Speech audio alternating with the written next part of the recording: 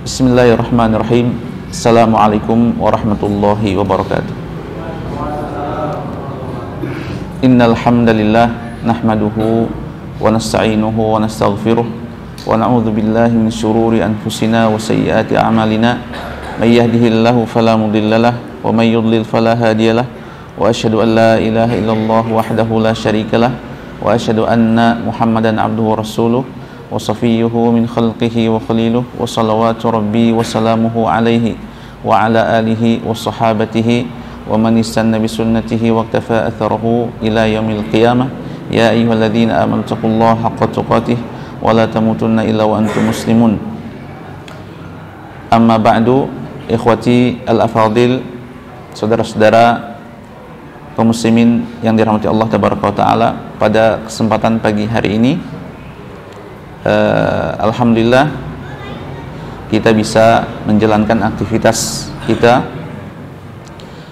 Yang kedua, bahwasanya kita insyaallah akan membahas atau sedikit mendalami satu ayat Al-Qur'anul Karim dari surat Al-A'raf ayat 120, surat Al-An'am ayat 120 yang megang Quran atau terjemahannya bisa dilihat ya, disertakan dalam kajian ini. Baik, ikhwati yang dirahmati Allah subhanahu wa taala, ayat itu adalah wadharu zahiral itsmi wa batinahu innal ladzina yaksibuna al itsma sayujzauna bima kanu yaqtarifun. Jadi Allah tabaraka wa taala berfirman wadharu. Wadaru ini tinggalkanlah atau jauhilah zahiral ismi, dosa-dosa yang zahir, yang terlihat, yang nampak, wa batinahu, dan yang tersirat atau yang tidak terlihat, yang tidak nampak, yang batin. Jadi perintah ini ya, perintah karena dalam kata darunya ini sigotnya adalah amr, fi'il amr dari wadara yadaru, dari kata wadara itu meninggalkan. Nah, hanya saja dipakainya dalam bahasa Arab, tidak semua tasrifannya dipakai ya, hanya beberapa saja, yaitu fi'il amr atau juga fi'il mudhari'nya, yang lainnya tidak lazim dipakai. Wadaru, tinggalkanlah. Dan perintah ini kata para ulama muwajjahun lisairil mukallafin, ditujukan bagi semua mukallaf yang diberikan beban syariat ya. Sebagaimana kita ketahui ada hukum-hukum taklifi ya. Nah, dalam usul fiqh, insan wa jinnan, baik itu golongan manusia dan juga golongan jin. Muharrimun likulli ma yustaqbah. Jadi Allah tabaraka wa taala melalui ayat ini menerangkan bahwa Dia mengharamkan segala sesuatu yang buruk ya, yang dianggap buruk oleh syariah. Wahadun, dalam satu waktu ya, bimafhumil mukhalafah ala jami'i makarimil akhlaq. Jadi ketika Allah Jalla wa'ala melarang atau mentahdzir ya, memperingatkan para hambanya untuk menjauhi sesuatu ini dan itu, dalam satu waktu Allah tabaraka wa ta'ala memotivasi atau memerintahkan untuk menjalankan kebalikannya. Ya, tadi dituntut ya semua umat ataupun semua hamba yang mukallaf ini untuk menjauhi dosa-dosa yang nampak dan juga yang tidak tampak. Kebalikannya, mafhum mukhalafahnya adalah kita dituntut, diperintahkan untuk menjalankan sesuatu yang dicintai atau diperintahkan oleh Allah tabaraka wa taala. Nah, ini ayat ini walaupun bentuknya atau tersusun dari beberapa kalimat ya. Di sini disebutkan 4 kalimat, yaitu wadharu zahiral itsmi wa batinah, innal ladzina yaksibunal itsma sayujzauna bima kanu yaktarifun. Ini mudah dicerna. Ya, kata-katanya juga, lafaz-lafaznya mudah dicerna. Kemudian begitu singkatnya, tetapi mengandung makna yang begitu dalam dan luas. Karena memang ayat-ayat Allah Tabaraka Ta'ala semuanya i'jaz, mukjizat. Ya, kata disebutkan di sini, wa huwa li saramatihi wa raw'ati bayanihi syadidul ijaz.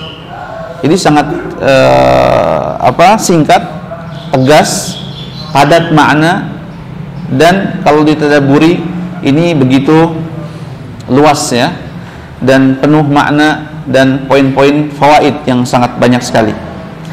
Nah, kita kembali ke lafaz tadi zaru artinya da'u watsruku, tinggalkanlah oleh kalian itsma, zahiral itsmi. Kemudian lafaz ism di sini yang di highlight ya, di apa namanya, yang ditandai, yang diciri ya, di stabilo atau di bold atau di garis bawahi. Ada 2, zaru dan ism. Apa ism ini? Tadullu ala aslin wahid wa huwal but'u. Jadi ismun ini katanya dari al-but'u itu telat, lambat atau lelet ya. Wa ta'akhur, terlambat. Jadi secara bahasa ismun ini artinya terlambat atau telat. Wal ismu mushtaqun minhu li'anna al-athim bati'un 'anil khair mutaakhirun 'alaihi. Karena orang yang athim, yang melakukan ismun itu, pelaku dosa, pelaku ism ini katanya bati'un, lambat, 'anil khair, untuk mendatangi kebaikan. Ya, terlambat dari kebaikan, dan keterlambatan itu menyebabkan dia tidak bisa melaksanakan kewajiban atau yang diperintahkan oleh Allah Subhanahu wa taala. Mutaakhirun alaihi, terlambat ya. Dan secara bahasa ismun ini adalah adzanbu. Jadi ismun dzanbun itu juga maknanya. Apa pengertiannya? Adalah kullu amalin, setiap perbuatan, au qaulin, atau perkataan, au niyatin, atau niat, seperti iman. Ada perbuatan dengan jawarih, kemudian perkataan dengan lisan, dan juga ada niat yang merupakan itu semuanya a'mal qulub. Tujibul iqab, yang semuanya ini berakibat akan mendapatkan balasan iqab, siksa dari Allah Tabaraka wa Ta'ala fid dunya wal akhirah. Jadi siksaan ini bisa di dunia dan di akhirat, di dua tempat, fid darain. Maka dari itu Allah Tabaraka wa Ta'ala secara asasi ibtidaan ya, itu melarang kita untuk melakukan perbuatan apa saja, baik itu yang nampak dari maksiat dan juga yang tidak nampak, maksudnya tidak terlihat oleh orang lain, oleh mata-mata teman kita dan yang di sekitar kita. Nanti insya Allah ada sedikit itunya penjelasannya. Nah, al-ithim ini ada beberapa pendapat ya. Ada yang menafsirkan bahwasanya al-ithmu itu al-udwan, permusuhan, awil khamar atau khamar. Dalam sebagian perkataan Arab ada syaribtu al-ithma. Maksud ithma ini adalah syaribtu al-khamar. Tidak mungkin minum dosa. Tidak mungkin minum dosa. Maksudnya adalah ithmun di sini adalah khamar. Ya, jadi dari sekian banyak jenis ithm ini adalah khamar. Dia menyebutkan juz'iyat ya, salah satu contoh daripada ithm ini. Tapi dia dijadikan, sebagian Arab mengatakan bahwasanya khamar itu adalah ithm, memakai kata ithm. Kemudian yang selanjutnya adalah, nah ya di sini wal ithmu ammu minhuma. Jadi sebetulnya ithm ini lebih umum daripada kedua tadi ya, al-udwan, permusuhan, dan juga khamar.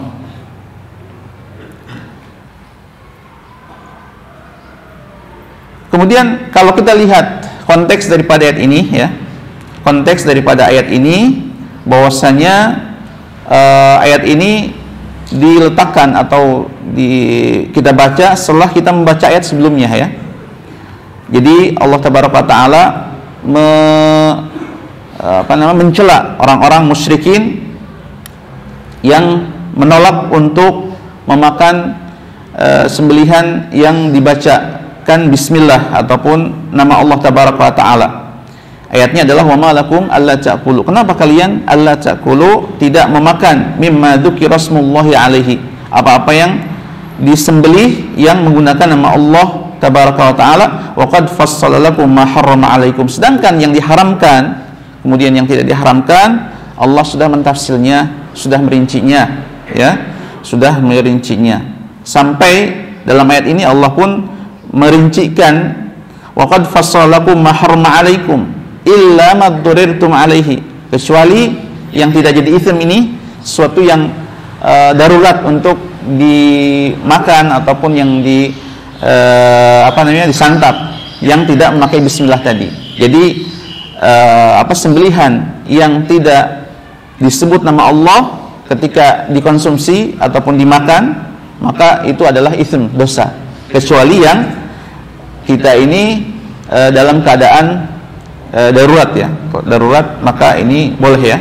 Wa inna katsiran la yudilluna bi ahwaihim bighairi ilmin inna rabbaka huwa a'lamu bil mu'tadin. Allah Maha tahu siapa yang kondisi darurat dan tidak berada dalam kondisi darurat. Nah, dan ini yang biasa disebut oleh orang Arab, artinya diistilahkan bahwasanya khamar ini adalah ithm. Nah, jadi artinya ithm ini bisa dimaknai di zaman dahulu adalah khamar adalah ithm. Kemudian yang selanjutnya, sebagian yang lain mengatakan bahwasanya al-ithm adalah al-zahir wal batin khasun bi aklil maitah wa yashrabul khamar wa alaniyah. Jadi dosa yang zahir dan dosa yang batin, dosa yang nampak dan tidak nampak ini maknanya adalah memakan bangkai atau minum khamar yang zahirnya adalah menampakkan perbuatan tersebut kepada manusia, artinya mujahir ya, menampakkan kemaksiatan, wa tasatturan, yang batinnya adalah bersembunyi di belakang rumah atau di belakang tembok. Wa fassara ghairuhum al-itsm adh-dhahir bizina al-mu'lan. Sebagian mengatakan bahwasanya yang zahir al-itsmi ini adalah zina yang ditampakkan, bizawatir rayat, dengan perempuan-perempuan yang dahulu biasanya kalau ingin berzina atau ingin melakukan keburukan, perbuatan keji, itu mereka yang sebna rayat, mereka memasang bendera-bendera. Jadi kalau ada di rumah bendera-bendera tertentu depan rumah, itu adalah siap ya untuk dilakukan, untuk dibuahi mungkin. Nah, tapi ini dalam konteks buruk ya, ini dilarang oleh syariat, dan ini adalah perbuatan jahiliyah. Dahulu bisa dilihat di kutub siyar ya, kitab-kitab sirah nabawiyah. Nah, adapun batin adalah bizina al-khafi, yaitu perbuatan zina yang disembunyikan, wattikhadhi al-akhdan, itu memiliki hubungan khusus dengan perempuan-perempuan yang tidak resmi atau pasangan-pasangan yang tidak resmi. Ada juga yang mengatakan bahwasanya al-itsm adh-dhahir huwa tawaf bil bait uratan, bahwa zahirul itsmi ini adalah bertawaf di Ka'bah, di Baitul Haram dengan dalam keadaan telanjang ya. Dan ini sudah diketahui oleh kita semua bahwasanya dahulu orang-orang jahiliyah melakukan semacam itu karena kebodohannya, menganggap bahwasanya yang ada di dirinya itu adalah kotor, sedangkan Allah Tabaraka wa Ta'ala diibadahi ataupun disembah itu harus dalam keadaan suci bersih. Nah, ini kepemahaman yang sangat keliru. Wal batin wal istisrar bizina.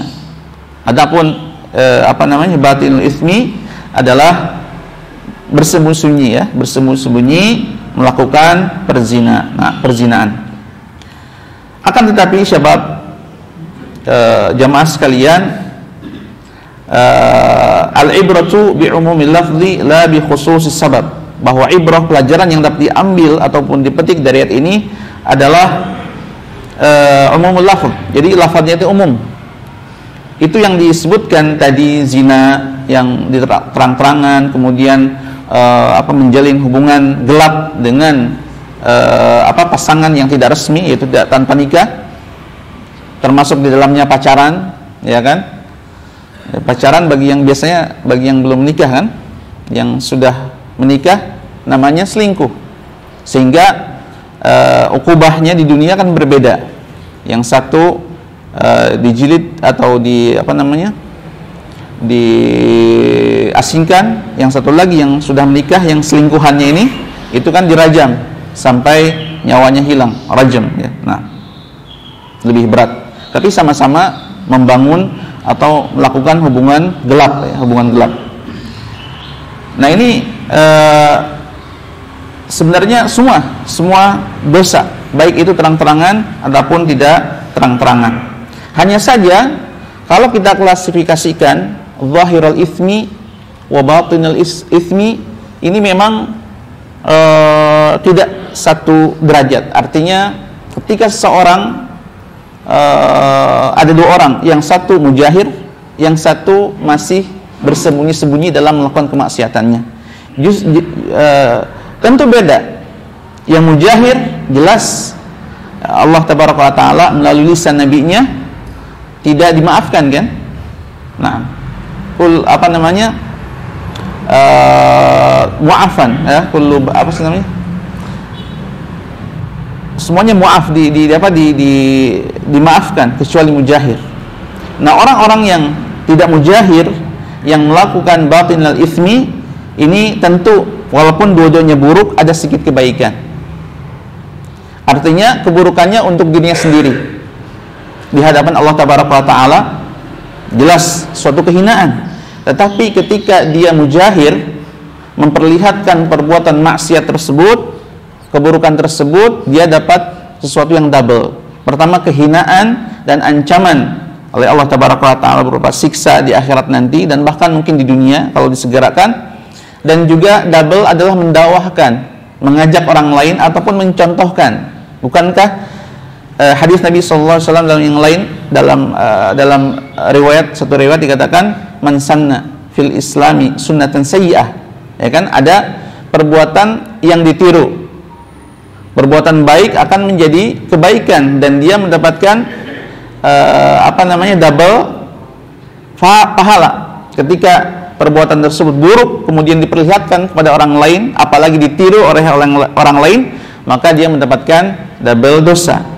Nah, ini orang-orang yang melakukan zahiral itsmi ini lebih buruk ya daripada yang batinal itsmi. Ya, karena tadi tidak dimaafkan Allah Subhanahu wa taala secara langsung.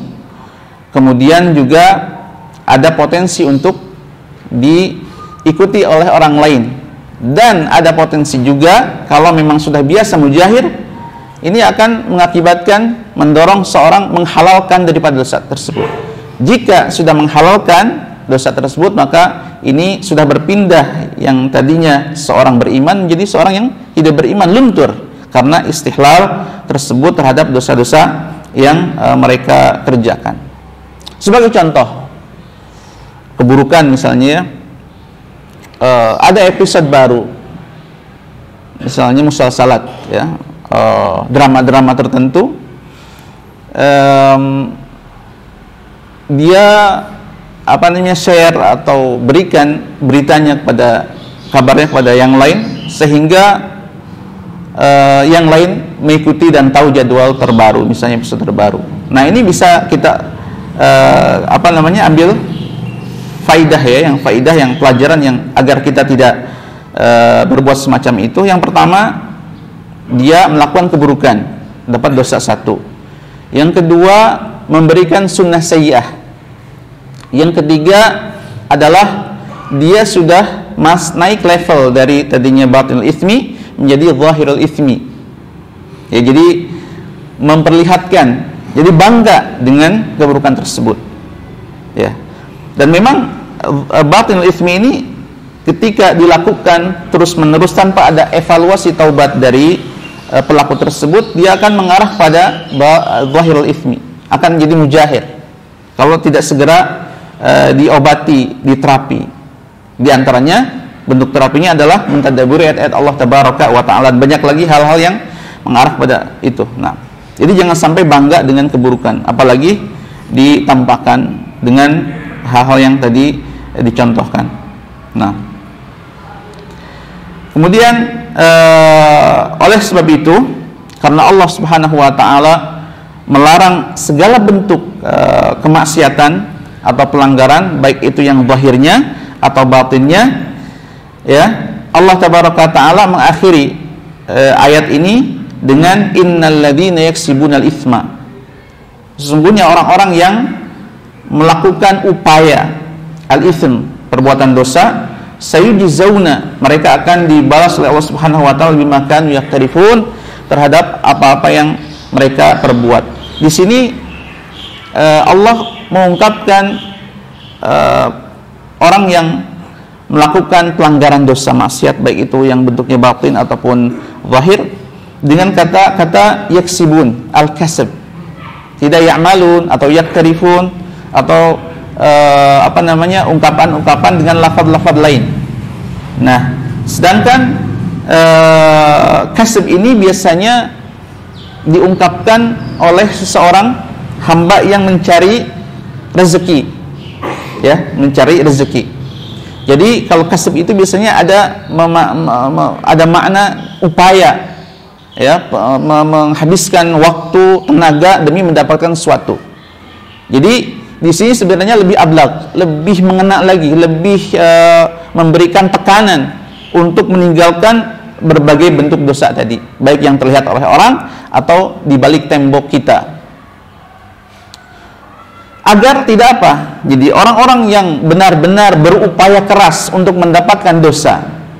Ini biasanya kan orang berupaya mendapatkan pahala, berupaya untuk mendapatkan rezeki, untuk suap nasi yang diberikan kepada keluarganya ataupun dirinya.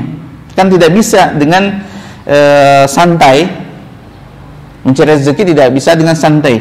Mendapatkan surga pun sulit sekali untuk mendapatkan surga itu. Kalau kita lihat dari sisi sisi sulit atau mudahnya. Karena Nabi SAW pun sama, bukan masuk surganya itu bukan karena amal perbuatannya, tapi dengan rahmatnya, dengan rahmat Allah Subhanahu wa ta'ala. Amalnya sebagai sebab mendapatkan rahmat. Jadi kasab kita ini pasti ada upaya jerih payah yang memerlukan perjuangan untuk mendapatkan pahala, mendapatkan rezeki. Nah, ini Allah Subhanahu wa ta'ala ungkapkan ini dengan innalladzina yaksibunal itsma. Jadi orang-orang, wal'iyadzubillah, mudah-mudahan tidak semua, dijaga dari segala dosa dan diampuni taubat kita dari perbuatan dosa yang masih kita perbuat sampai sekarang ini. Jadi Allah cap orang-orang yang melakukan dosa ini sebagai orang-orang yang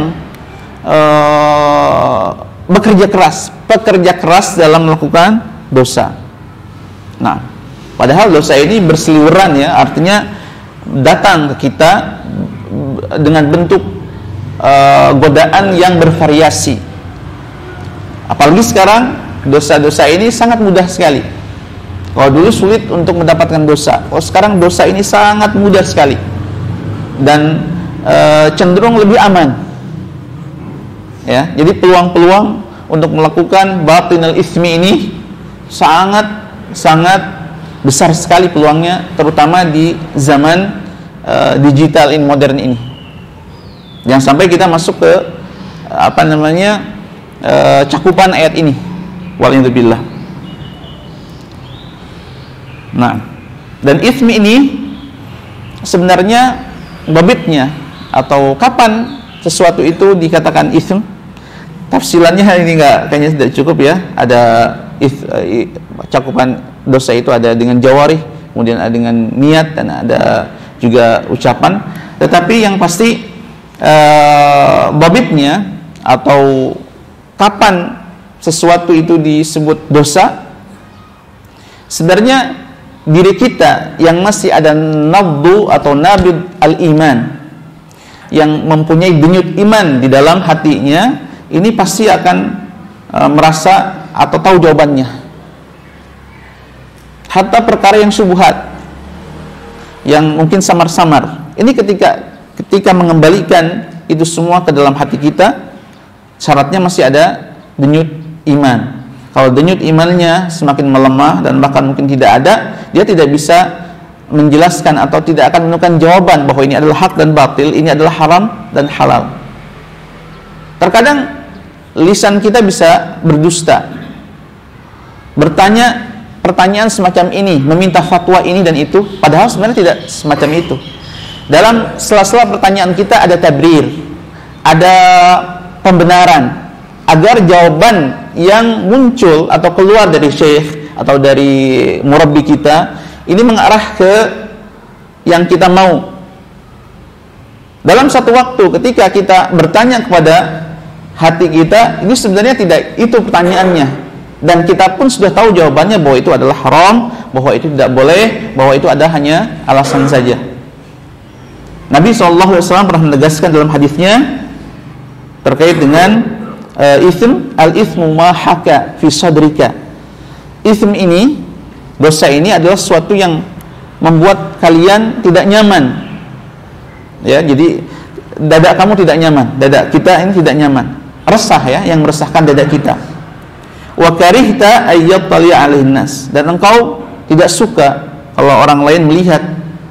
Nah, maka dari itu istafti qalbak, dalam riwayat lain, maka mintalah yang paling sejujurnya fatwa dari hati-hati kalian, ya, maka itu akan ada jawabannya. Nah, tentunya kalau memang sesuatu yang blank atau sama sekali tidak ada keterangannya, ditanya dulu, kemudian kita kembalikan ke nurani kita, itu pasti akan ada jawabannya. Nah, dan ini yang yang disebutkan oleh Nabi SAW terkait dengan dosa, ya. Nah. Dan tentunya dosa ini seperti yang telah disinggung, ada yang terkait dengan mu'taqad, ya, seperti akidah-akidah sesat, menolak rububiyah, ataupun mungkin ada hal-hal yang kesalahan dalam memahami asma sifat. Ada juga terkait dengan lisan, seperti ucapan-ucapan menghardik orang lain, menyepelekan orang lain, menghina, mengadu domba, atau bentuknya adalah a'malul qulub, seperti hasad, kemudian nifaq, dan lain sebagainya. Yang itu semua adalah dosa yang wajib kita hindari sejauh-jauhnya, karena apapun yang kita lakukan, sebesar apapun yang telah kita kerjakan, Allah Tabaraka wa Ta'ala akan membalas itu, ya, membalas itu, baik itu di dunia maupun di akhirat. Ini saja yang dapat disampaikan pada kesempatan hari ini. Mudah-mudahan kita semua dapat merenungi Al-Quran, terutama ayat surat Al-An'am ayat 120 ini, dan jadi bahan tadabbur dan menjadi bahan evaluasi diri kita masing-masing. Barakallahu fikum. Subhanakallahumma wa bihamdika asyhadu an la ilaha illa anta astaghfiruka wa atubu ilaik. Assalamualaikum warahmatullahi wabarakatuh.